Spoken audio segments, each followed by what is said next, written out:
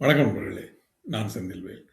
இது மரபு செல்லுமாம் திருக்குறளை நவீன நோக்கில், நவீன பின்புலத்தில் வைத்து, நவீன கவிதையைப் போல வாசிக்கும் ஒரு எளிய முயற்சி.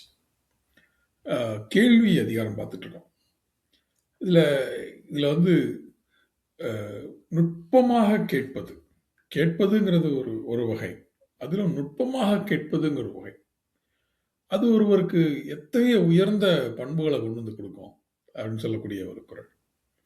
"நுணங்கிய கேள்வியர் அல்லார், நுணங்கிய கேள்வியர் அல்லார், வணங்கிய வாயினர் ஆதல் அரிது" அப்படின்னு சொல்றார். "நுணங்கிய கேள்வியர் அல்லார், வணங்கிய வாயினர் ஆதல் அரிது."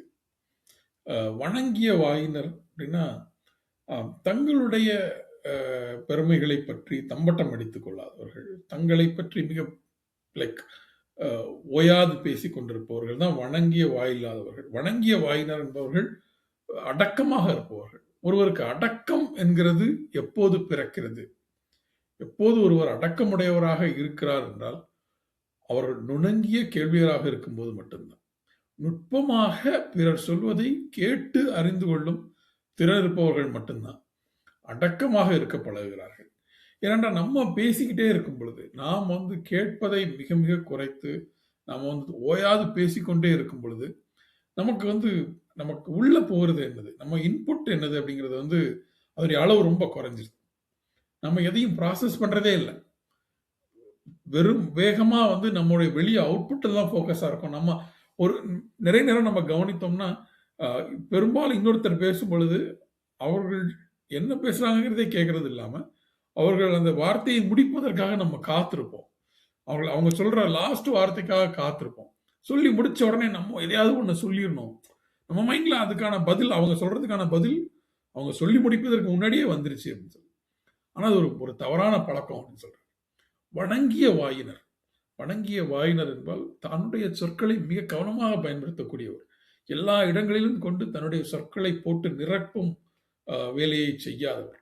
அப்படி செய்யாதவராக நீங்க இருக்கணும் அப்படின்னா, நீங்கள் எப்படி இருக்கணும் அப்படின்னா, நுணங்கிய கேள்வியராக இருக்கணும். இதுல அவர் மாற்றி சொல்றார். நுணங்கிய கேள்வியர் அல்லார், வணங்கிய வாயினர் ஆதல் அரிது. யார் ஒருவர் நுட்பமான கேள்வியை நுட்பமாக கேட்டு அறிந்து கொள்ளும் தன்மையை இல்லாதவர்களாக இருக்கிறார்களோ, அவர்களால் ஒரு நாளும் வணங்கிய வாயினராக, அடக்கமுடையவர்களாக ஆகிவிட முடியாது. ஒரு உதாரணம் அ பிரசாந்த் கிஷோர் கூடிய பொலிட்டிக்கல் ஆலோசகராக சொல்லப்படக்கூடிய பிரசாந்த் கிஷோர் ஒரு இன்டர்வியூல அவர் பயங்கர கோபமா பிஜேபியை பத்தி அதெல்லாம் பேசிட்டு இருக்காரு.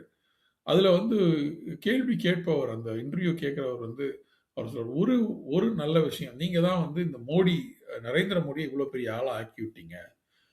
நரேந்திர மோடி பத்தி அப்படி சொல்லும்போது உடனே அவர் மோடி செய்த தவறுகள் எல்லாம் அவர் அடுக்கிக்கிட்டே வர்றார். அப்படி சொல்லும்போது அவர் சொல்றார், சரி நீங்க மோடிய பத்தி ஒரு நல்ல விஷயம் சொல்லணும்னா சொல்லுங்க அப்படின்னு. அதுக்கு பிரசாந்த் கிஷோரோட பதில், மோடியை போல கவனமாக நீ சொல்வதை கேட்டுக்கொள்ளும் ஒரு தலைவரை நான் இதுவரைக்கும் பார்க்கல அப்படின்னு.